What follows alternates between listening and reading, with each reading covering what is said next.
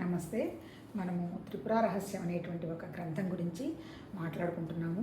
ఈ త్రిపుర రహస్యం కూడా ఇప్పుడు మన వేదవ్యాసుడు రాసినటువంటి బ్రహ్మసూత్రాలు, భగవద్గీత, తర్వాత ఉపనిషత్తుల సారం నుంచి అవి రెండు గ్రంథాలు రచించడం జరిగింది.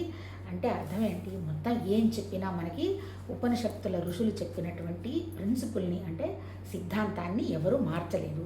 ఆ సిద్ధాంతాన్ని ఆచరణకు తెచ్చుకోవాలంటే ఏంటి? ముందు ఆ సిద్ధాంతాన్ని మనం కంప్లీట్గా వినాలి. విన్న తర్వాత దాన్ని 3 సార్లు మననం చేస్తే అప్పుడు అది అర్థం అవుతుంది. ఆ అర్థమైనది ఊరికి అర్థమైంది వదిలేయకుండా దాన్ని అనుభవంలోకి తెచ్చుకోవాలి. ఎట్లా అనుభవంలోకి తెచ్చుకోవాలనేటువంటి విషయాన్నే మనకి భగవద్గీత చెప్పింది. అలాగే ఎలా అనుభవంలోకి తెచ్చుకుంటే మనం ఎంత కంఫర్టబుల్గా, ఎంత హ్యాపీగా ఉంటామో, మన దుఃఖానికి అంత కారణం ఏంటి, మన భావాలేంటి, ఈ ప్రపంచం ఏంటి, ఈ జీవత్వం ఏంటి అనేటువంటి విషయాన్నే ఈ త్రిపుర రహస్యం ఇంకా తేలికగా, అంటే ఏంటి, ఎవరైతే భగవతత్వమే కావాలని సాధనలో ఉంటారో వాళ్ళకు సంబంధించినటువంటి అనుమానాలన్నీ పోయేట్టుగా ఈ మహానుభావుడు, ఎవరు ఈ పుస్తకాన్ని రాసింది, సాంస్క్రిట్లో రాసింది సుభేదునుడు అనేటువంటి ఒక ఋషి రాశాడు. దాన్ని ఆయన ఎలా చెప్పాడు? చిన్న చిన్నగా కథల రూపంలో, ఒక మనుషుల రూపంలో చెప్పాడు. మొట్టమొదటగా ఆయన పెట్టినటువంటి పేర్లు ఎవరివి? సృష్టి వ్యక్తమైన తర్వాత అంటే ఏంటి, నిరాకారమైనటువంటి సృష్టి అని ఇక్కడ కూడా చెప్పటం జరిగింది. దాన్ని నువ్వు నీ మనసుతో కానీ నీ బుద్ధితో కానీ నువ్వు గ్రహించలేవు.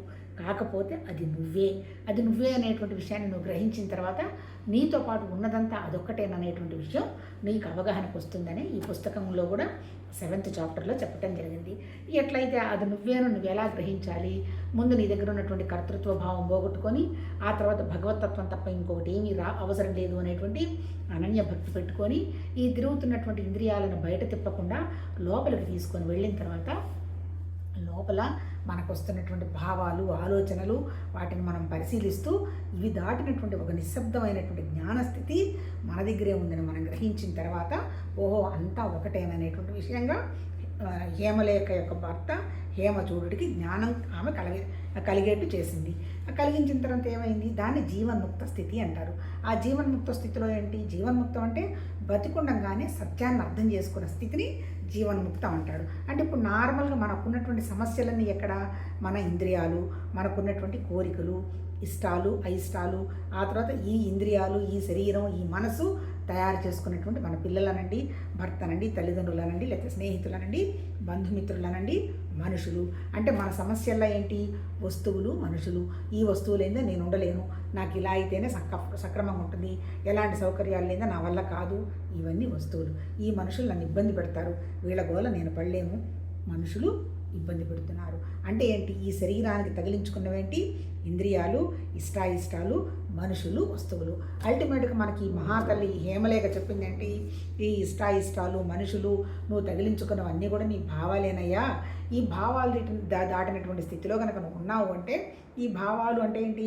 ఈ తగిలించుకున్న మనుషులు కానీ, ఆ తర్వాత ఈ కోరికలు కానీ, ఈ వస్తువులు కానీ నేను ఎటువంటి పరిస్థితుల్లో ఇబ్బంది పెట్టవు. అలాంటి స్థితి ఉన్నది. దాన్ని ఎవరు నీకు అది బోధించలేరు, చెప్పలేరు.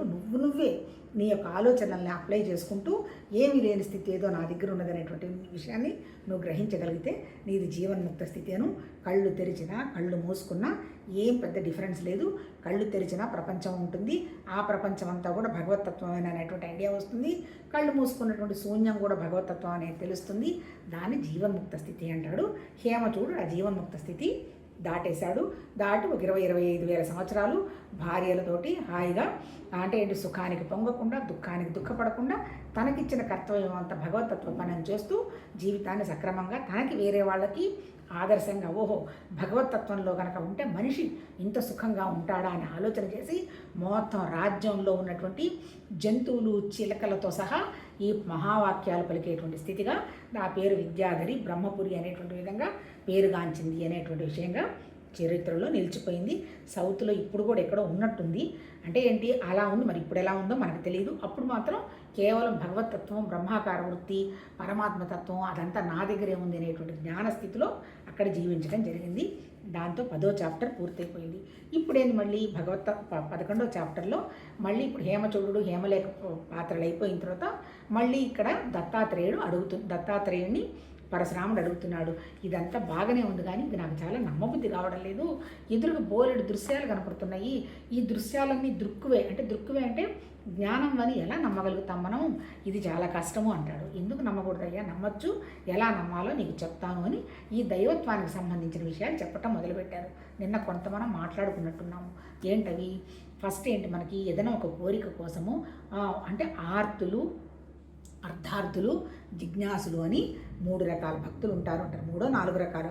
ఆర్తులు అంటే ఏంటి? ఒక సమస్య వచ్చింది, ఈ సమస్యను మనం భౌతికంగా తీర్చుకునేటువంటి పొజిషన్లో లేము. అప్పుడు మనం ఏం చేస్తాము? నాయన అని చేతులు ఎత్తేసేసి నాకు భగవతత్వం తప్ప, నాకు నువ్వు తప్ప దిక్కు లేదు అనేటువంటి విషయంగా మనము పూజ చేస్తాం. అప్పుడు ఏంటి, మనకి మన కోరిక అనేది మనకి అవసరం. భగవంతుడు అనేవాడు ఏంటి? జస్ట్ మనకొక మధ్య మార్గం. ఈ సమస్య తీరిపోయింది, మళ్ళీ మనం మామూలు అయిపోతాం, అంతే కదా. జబ్బు వచ్చింది, హాస్పిటల్కి వెళ్తాము, మళ్ళీ మాటికి మనం ఏమైనా డాక్టర్ని గుర్తు చేసుకుంటామా? ఏం గుర్తు చేసుకోవటం? జబ్బు అయిపోయిన తర్వాత డాక్టర్కి నమస్కారం చేసి ఆ హాస్పిటల్కి అయిపోయి వెళుతున్నా మనం చూడం. అంటే ఆర్తుల అంటే భక్తి ఆర్తులు. రెండోది ఎవరు? నాకు అది కావాలి ఇది కావాలి అనేటువంటి అర్థార్థులు. అది తీరిన తర్వాత మళ్ళీ వాళ్ళు కూడా ఎంతవరకు పట్టించుకోవాలో, ఎప్పుడు అవసరమైతే అప్పుడు పట్టించుకుంటారు, మిగిలిన విషయంలో పట్టించుకోరు.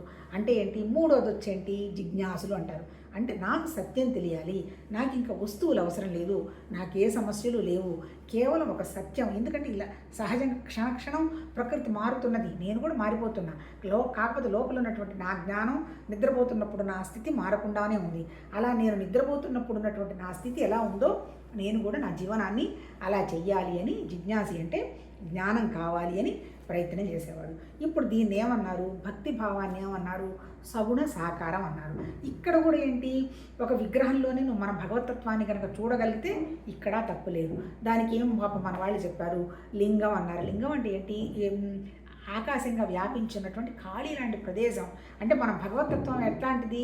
సర్వత్రా వ్యాపించినటువంటి జ్ఞానం అనేటువంటి స్థితిలో మనం విగ్రహాన్ని కూడా చూడగలిగి నాకు సత్యమే కావాలి, ఆ సత్యమే సర్వత్రా ఉన్నదని గ్రహించితే ప్రాబ్లం లేదు. దీన్ని సగుణ సాకారం అంటాడు. రెండోది ఏమంటున్నాడు? రెండోది వచ్చి ఈ సగుణ సాకారాన్ని ఏమన్నారు? ఆరంభవాదం అన్నారు. అంటే అసలు ఫస్ట్ మనం భగవంతుడిని మనం పూజ చేసేది మన కోరికల కోసం, మన సమస్యల కోసం. తర్వాత అవన్నీ తీరి వెళ్ళిపోయిన తర్వాత ఇంకా ఏంటో కావాలి, సత్యం కావాలి అనేటువంటి అవగాహన. దీన్ని ఆరంభవాదం అన్నాడు. రెండోది ఏమన్నాడు? పరిణామవాదం అన్నారు. అంటే ఏంటి? ఏ విషయం జరిగినా ఒక కారణం లేనిదే జరిగే క్వశ్చనే లేదంటాడు. అంటే ఇప్పుడు మన శరీరం మీద ఒక చిన్న కురుపో బొరుపో వచ్చింది, ఏదో మనకు అంతర్గతంగా ఇది వేడి చేయడమో ఏదో ఇల్ హెల్త్తో ఉన్నప్పుడు అది ఒక కురుపులాగా వ్యక్తమైంది అంటాడు. అంటే అర్థం ఏంటి? కార్యం కనపడుతుంది, కనపడకుండా ఉన్నటువంటి కార్యం ఒకటి ఉన్నది. అంటే నీకు కుండలు బొండలు బోలెడు కనపడుతున్నాయి, కానీ కుండ తయారు చేసినటువంటి మట్టి ఎక్కడి నుంచి వచ్చింది? మట్టి కార్యం అంటాడు. అంటే ఏంటి? కార్యకారణ సంబంధంలో దీన్ని ఏమంటారు? నిర్గుణ సాకారం అంటారు. అంటే ఏంటి? సాకారంగా నీకు బోలెడు వస్తువులు కనపడుతున్నాయి, కానీ వచ్చినవన్నీ ఎక్కడ? నిర్గుణంగా నీకు కనపడని స్థితిలో ఉన్నాయి అని అంటాడు. అంటే ప్రతిదానికి ఒక కారణం ఉందనేటువంటి విషయం నిర్గుణ నిరాకారంలో నమ్ముతారు. ఇంకొక ఈ నిర్గుణ నిరాకారంలో ఇంకొక సిద్ధాంతం ఏం చెప్తాడు? కనపడకుండా అణువులు ఉన్నాయి, పరమాణువులు ఉన్నాయి. ఆ అణువులు పరమాణువులలోకి మళ్ళీ పరమాత్మ తత్వం అనేటువంటి ఒక ఇచ్చ వచ్చిన తర్వాత సృష్టి వ్యక్తమైందన్నాడు. అణువులు పరమాణువులు జడాలు, వాటికి ఏం చలనం లేదు, అంటే ప్రాణం లేదు. ఈ మరి ప్రాణం లేని వాటిలో నుంచి ప్రాణం ఉన్నటువంటి ఆలోచనతో వచ్చినప్పుడు ఆ అణువులు పరమాణువులతో ఏం సంబంధం?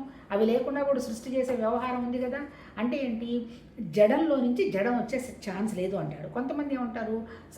సత్వగుణం తమోగుణం రజోగుణాల ఆధారంగా సృష్టి జరిగింది అంటారు. అవి కూడా జడాలే, అంటే జడంలో నుంచి జడం రాదు. ఇప్పుడు మనం ఒక బాణం వెయ్యాలి, ఊరికి మా బాణం లేకుండానే ఆ బాణం పడిపోయింది అని అన్నాం అనుకో, అలా జరుగుతుందా? ఒక బాణం అయితే ఉండాలి కదా. అందుకని ఏంటి? ఈ థియరీని కూడా వాళ్ళు ఒప్పుకోరు. దీన్ని ఏమన్నారు? నిర్గుణ సాకారం అన్నారు. ఇది కూడా కాదు. అల్టిమేట్ ఇప్పుడు ఇక్కడ చెప్తున్నది ఏంటి? సగుణ నిర్గుణ నిరాకారం గురించి ఇక్కడ చెప్పటం జరిగింది. నిజంగా త్రిపుర రహస్యంలో 7th చాప్టర్లో కూడా అదే చెప్పాడు. నువ్వు రకరకాల మంది దేవతల పేర్లు ఉన్నాయి కదా, ఏ దేవత కరెక్ట్ అంటాడు? ఈ దేవతలని పేర్లేనయ్యా, ఒరిజినల్గా ఉన్నది త్రిపురాదేవి అనేటువంటి ఆవిడ నిరాకారమైనటువంటి శక్తి, నిరాకారమైనటువంటి జ్ఞానంలోనే జ్ఞానం నుండే సృష్టి అంతా వ్యక్తమైంది అనే విషయంగా చెప్తున్నాడు. ఇక్కడ దత్తాత్రేయుడు కూడా పరశురాముడికి ఏం చెప్తున్నాడు? ఉన్నదంతా దృక్కేనయ్యా, ఆ దృక్కు నుంచే దృశ్యాలన్నీ వచ్చేసాయి. నువ్వు దృక్ అంటే ఏంటి? జ్ఞానం. అంటే ఆ జ్ఞానం నుంచే సర్వత్రా వ్యక్తమైంది తప్ప జ్ఞానం లేకుండా ఏమి రాలేదు. అందుకే మన వాళ్ళు ఏమంటారు? జ్ఞానం అంటే ఏంటి? చైతన్యం, జ్ఞానం అంటారు. అందుకే మన వాళ్ళు చూడు చనిపోయినప్పుడు ఏమంటున్నారు చూడండి, చితి పేర్చండి చితి పేర్చండి అంటారు.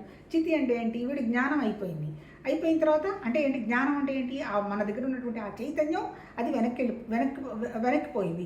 ఆటోమేటిక్గా చైతన్యం పోవడంతో మన శరీరం ఏమైపోయింది? ప్రకృతి కింద పడిపోయింది. అందుకని చితి పేర్చని అంటారు. అంటే జ్ఞానం వెళ్ళిపోయింది అని అర్థం. అంటే ఇప్పుడు మన సృష్టికి మొత్తానికి కారణం ఏంటి? మన దగ్గర ఉన్నటువంటి ప్రాణ చైతన్యానికి కారణం ఎవరు? జ్ఞానమే. అంటే నేనున్నాను అనేటువంటి విషయం నాకు తెలుస్తుంది కాబట్టి ఈ జీవ చైతన్యం ఉన్నది.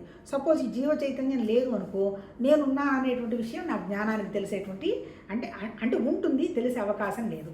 అంటే అర్థం ఏంటి? ఎందుకని ఆ మహానుభావులు చెప్పింది ఏంటి? మన ఋషులు ఉండడం, తెలియడం, ఆనందం కోసం అన్నారు. అంటే భగవతత్వం యొక్క లక్షణాలు ఏంటి? ఉండడం, తెలియడం, ఆనందం. ఇప్పుడు మనం కూడా అంతేగా, నేనున్నాను అనే విషయం నా ఆలోచనకు తెలుస్తుంది. ఎందుకున్నాను నేను? అసలు ఎందుకు ఇప్పుడు ఈ సోది చెప్పడం ఎందుకు? అసలు నేను చెప్పుకోవడం ఎందుకు?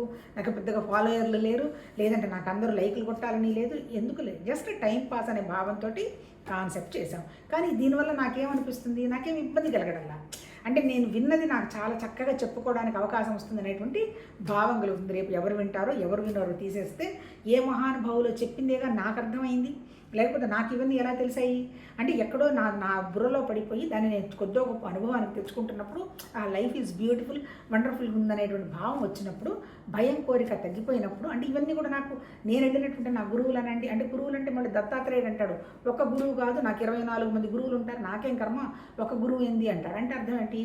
ఆకాశం నుంచి ఎట్లా నేను పట్టించుకోకుండా ఉండడం నేర్చుకున్నా, నీళ్ల నుంచి వ్యాపించడం ఎలానో నేర్చుకున్నా, అగ్ని నుంచి నన్ను నేను దహించుకోవడం ఎలానో నేర్చుకున్నా. అలాగే అంటే ఏంటి? ఈ 5 పంచభూతాల ద్వారా తయారైనటువంటి అన్ని విషయాల్లో నుంచి నేను నేర్చుకున్నా. అంటే నిప్పును చూసి ఎలా అట్రాక్ట్ కాకూడదని నేర్చుకున్నా. ఆ తర్వాత చేప చూసి రుచి కోసం ఎట్లా వెళ్ళకూడదో నేర్చుకున్నా. అలాగే తన దగ్గరే పెట్టుకున్నటువంటి వాసన వదిలి పక్క కోసం వాసన పరిగెత్తినటువంటి దాన్ని ఏమంటారు? కస్తూరి జింక, దాన్ని చూసి నేర్చుకున్నా. ఇట్లా నేను 24 విషయాలు నేర్చుకున్నాను, నాకు 24 మంది గురువులు ఉన్నారు అంటాడు. అంటే అర్థం ఏంటి? ఈ గురువులంతా అంటే ఈ నేర్చుకోవడం అనే ప్రాసెస్ ఏంటి? మన దగ్గర ఉన్నటువంటి జ్ఞానమే. ఆ జ్ఞానం ఉండబట్టే మనకు విషయం అర్థమవుతోంది. ఆ జ్ఞానం నా మనసులో లేకపోతే నాకు అర్థమయ్యే విషయమే లేదు. భగవతత్వం అనేటువంటి జ్ఞానాన్ని నా మనసులో ఉంది కాబట్టి నేను నమ్మి, నేను శ్రద్ధతోటి అది వినడం భగవంతుడి దయలో జరుగుతుంది కాబట్టి అది 100% ఉన్నది అనేటువంటి విషయంగా చెప్పటం జరిగింది. ఇప్పుడు ఇక్కడ ఏం చెప్తున్నాడు ఈ మహానుభావుడు? ఈ 2 సిద్ధాంతాలు ఫ్లాప్ అయిపోయినాయి. అణువుల్లో నుంచి వచ్చింది కరెక్ట్ కాదు, ఆ తర్వాత సగుణ సాకారంలో నుంచి ఆరంభవాదము కరెక్ట్ కాదు. ఇక్కడ వీళ్ళు చెప్పింది కూడా ఏంటి? అద్వైత వేదాంతమే ఈ త్రిపుర రహస్యంలో కూడా చెప్పటం జరిగింది. ఇక్కడ ఈయన ఏం చెప్తున్నాడు? ఈ సృష్టి అంతా ఏంటి? ఈ సృష్టి కనపడుతున్నది, దాన్నే మనం కాదనటం లేదు. ఎలా వచ్చింది? దీనికి ప్రమాణం ఏంటి?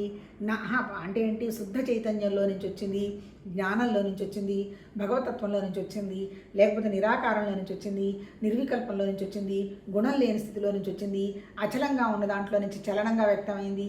ఇవన్నీ ఏంటి? భాష. ఈ భాషకు ఆధారం ఏంటి? ఒక ప్రమాణం కావాలి కదా. ఇప్పుడు అంతే కదా, అణువులు ఉన్నాయి అంటున్నాడు వాడు, ఏదో సైంటిఫిక్గా ప్రూవ్ చేస్తున్నాడు, ఏదో మొత్తం సృష్టి అంతా అణువు ఉంది, పరమాణు ఉంది, ఏదంటారు ఎలక్ట్రాన్స్, న్యూట్రాన్స్, ప్రోటాన్స్ అని, ఇవన్నీ ఉన్నాయి అనేది వాళ్ళ కొద్దో గొప్ప వాళ్ళ కంటికి అవగాహన సైంటిఫిక్గా ప్రూవ్ చేస్తున్నారు.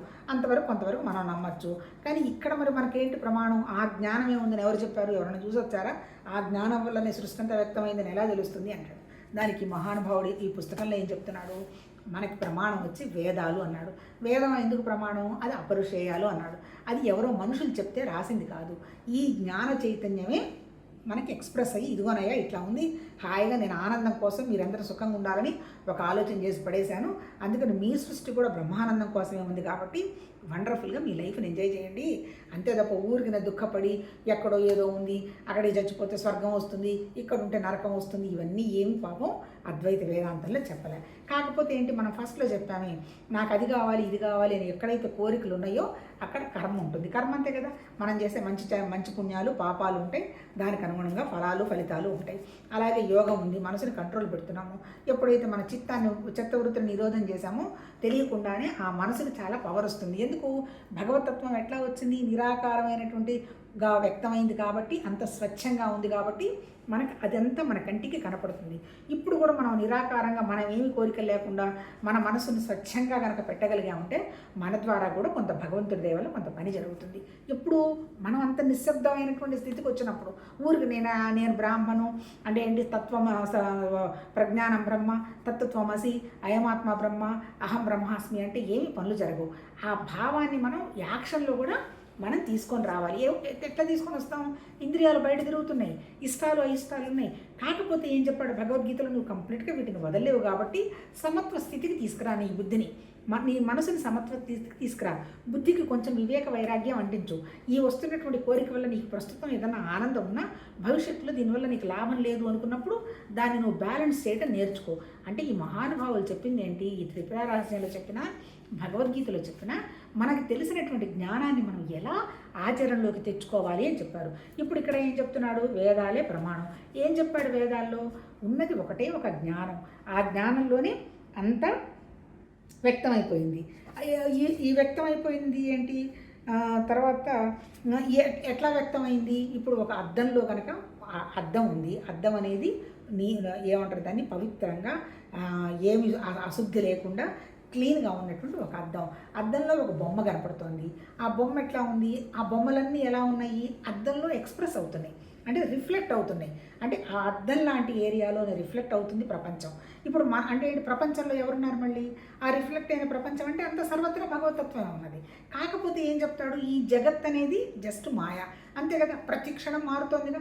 చిన్నప్పుడు నాతో ఉన్నటువంటి కోరికలు లేవు, నాతో ఉన్న మనుషులు లేరు. అంటే ఇది క్షణం మారుతుంది. కాబట్టి ఈ జగత్తును నువ్వు అందులో నుంచి రిఫ్లెక్ట్ అవుతున్నటువంటి ఒక నాటకంగా చూస్తూ నీ లోపల ఉన్నటువంటి నువ్వు జ్ఞానశక్తితోటి ఈ నాటకంతో నువ్వు యాక్షన్ చేస్తూ ఉండు. అంటే యాక్షన్ అంటే మళ్ళీ మోసం చేయమని కాదు. ఇవన్నీ కొన్ని పాత్రలు నడుస్తున్నాయి, వీటిని నేను మనసుకు తీసుకోవాల్సిన అవసరం లేదు. ఓకే, ఇప్పుడు ఇది ఉండదు, టెంపరీనే, మళ్ళీ కొన్ని రోజులు ఏర్పడికి ఇది వెళ్ళిపోతుంది అనేటువంటి విషయంగా నువ్వు మనసుకి ఎలా ట్రైనింగ్ ఇవ్వాలని ఈ ఋషులు మనకు చెప్పారబ్బా. వాళ్ళు అలా జీవించారు పాపం. వాళ్ళు ఎప్పుడైతే మానసికంగా ఘర్షణ లేదో వాళ్ళ దగ్గర ఉన్నటువంటి ప్రాణశక్తి, వాళ్ళ దగ్గర ఉన్నటువంటి భగవతత్వ చైతన్యం అంతే స్వచ్ఛంగా, అంతే ప్యూరిటీగా ఉంది. ఎప్పుడైతే అంతే స్వచ్ఛంగా, అంతా ప్యూరిటీ ఉన్నప్పుడు అద్దం ఎంత క్లియర్ ఉంది? నేను అద్దం దగ్గరికి వెళ్తాను, సపోజ్ నిలబడతాను, నా బొమ్మ కనపడుతుంది, నేను అద్దంలో నుంచి బయటకు వస్తాను, అద్దం మీద ఏ బొమ్మ ఉండదు.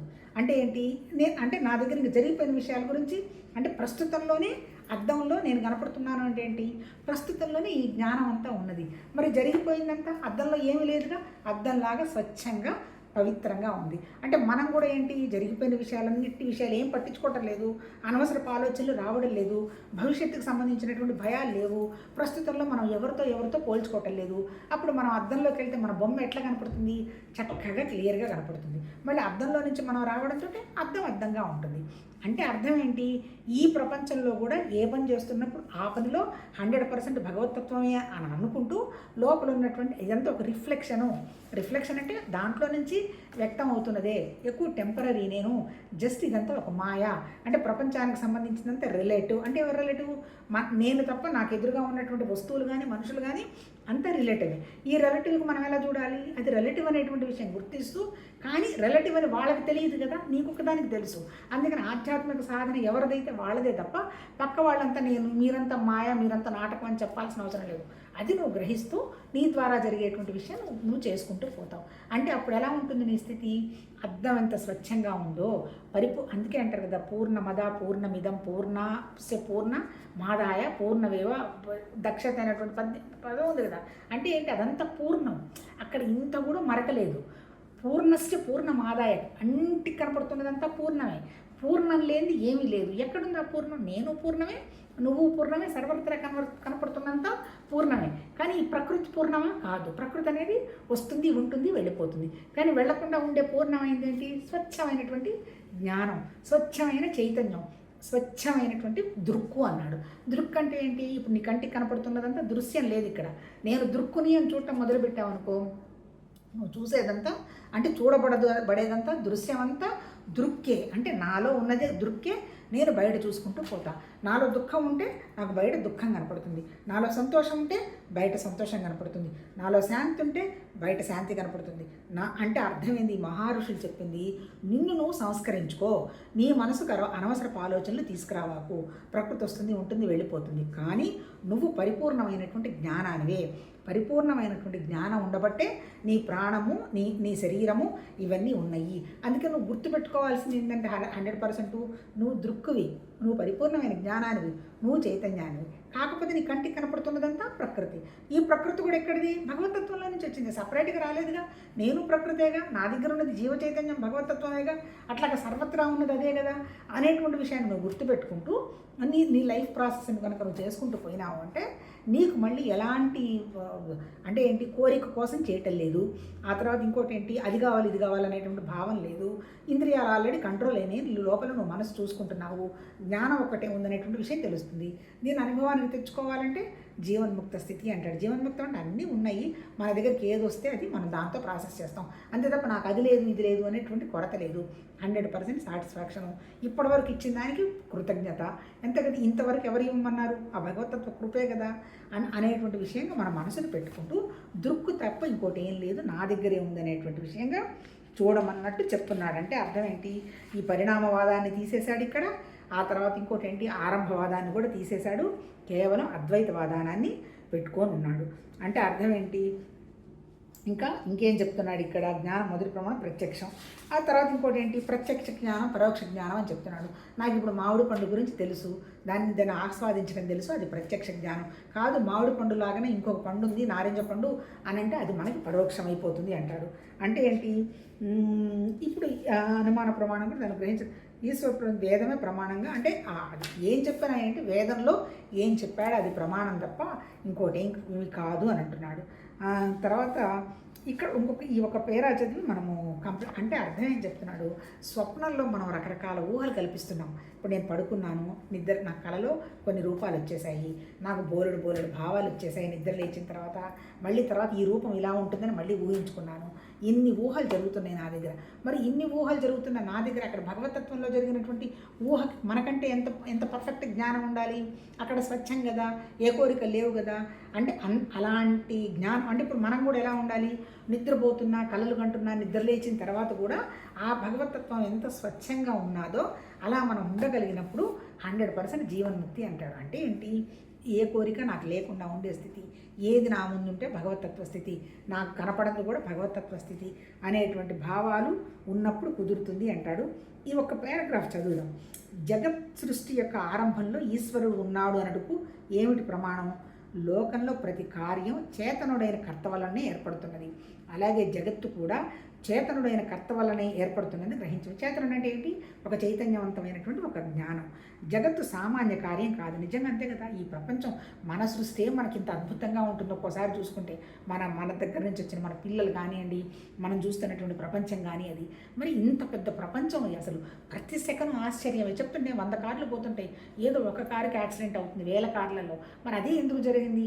ఆ తర్వాత మనం ఈ తినడం ఏంటి, ఈ ఆహారం ఏంటి, ముక్కు వాసన ఏంటి, ఈ సెన్స్ ఆర్గన్స్ ఏంటి, ఈ పంచభూతాలు ఏంటి, ఈ చెట్లు ఏంటి, ఈ రుచులేంటి, ఈ నిద్రలో ఉన్నటువంటి ఆనందం ఏంటి, నిద్ర లేచిన తర్వాత ఇటువంటి విషయాలన్నీ మనకు అర్థమవుతున్నప్పుడు ఉన్నటువంటి ఆనందం ఏంటి, ఇదంతా ఏంటి?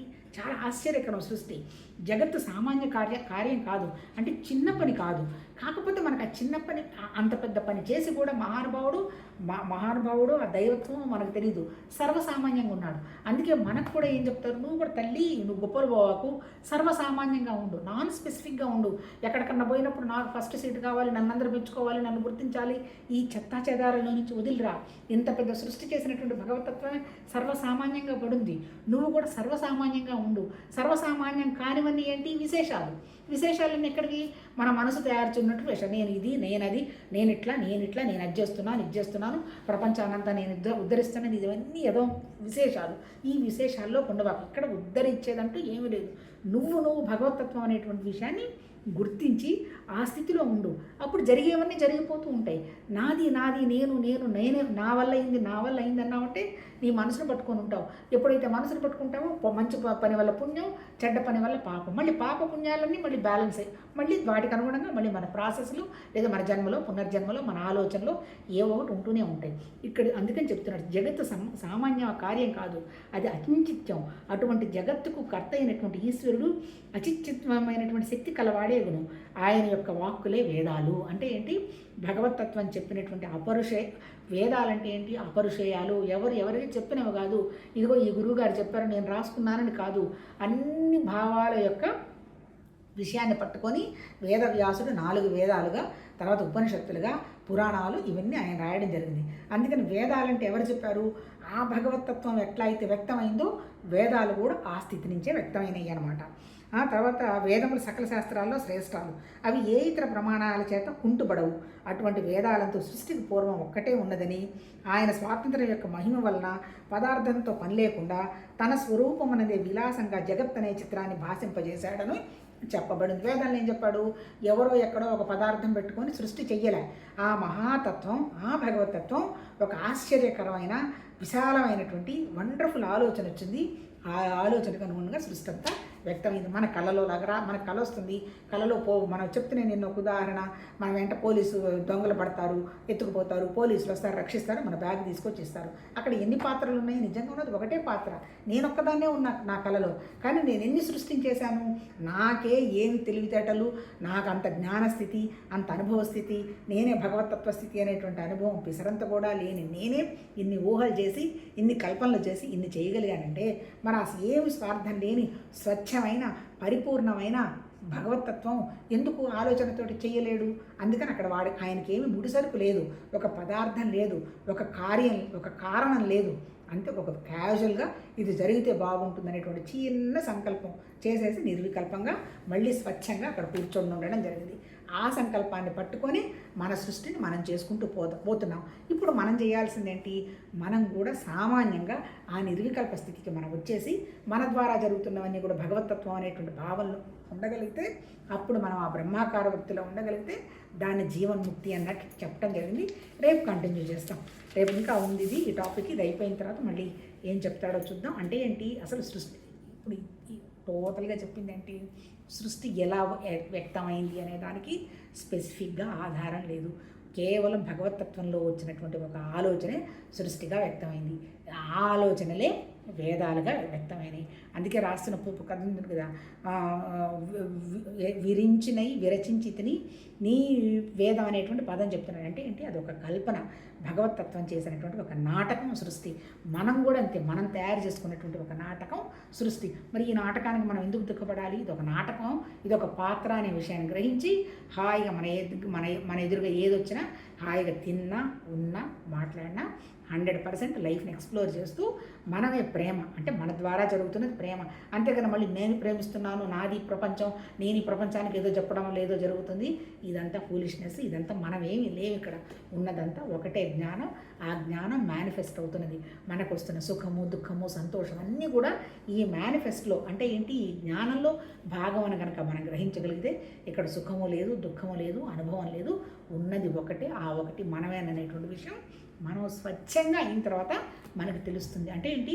మనం ఆ నిర్వికల్పంగా నిశ్శబ్ద స్థితిని మనం అనుభవంలోకి కనుక తెచ్చుకోగలిగి, మరి అనుభవంలోకి తెచ్చుకోవడం కూడా ఏం లేదు, అది అలా ఉండగలిగితే. నీళ్లలోనే సముద్రం ఉంది, అలలు ఉన్నాయి, బుడగలు ఉన్నాయి. మనం ఒరిజినల్గా నీళ్లు అంటే సర్వత్రా వ్యాపించినటువంటి జ్ఞానం, అదే దృక్కు. ఆ దృక్కు స్థితిలో ఉంటూ దృశ్యాన్ని చూస్తూ ఉంటే ఇదంతా నేను తయారు చేసినటువంటి దృశ్యాలే కదా ఓహో అని మనకి సరదాగా ఉంటుంది. మనం ఎప్పుడు మానసికంగా మనం ఇబ్బంది పడము. సాయంత్రం అయ్యేటప్పటికి మన దగ్గర ఎలాంటి ముద్రలు ఉండవు. అప్పుడు ముద్రలు ఉన్నప్పుడు నేను ఇలా తప్పు చేశాను అనిపిస్తుంది. ఇలా తప్పు జరిగే ఛాన్స్ ఉండదు. ఎందుకు? మనం ఎప్పుడు కూడా ఆ నిశ్శబ్దాన్ని వినడానికి, నిశ్శబ్దంలో ఉండడానికి మనం ప్రయత్నం చేస్తున్నప్పుడు అంతా భగవతత్వం అనేటువంటి విషయం అవగాహన వస్తుంది. ఇందులో చెప్పింది కూడా రేపు ఏం చెప్తారో చూద్దాం.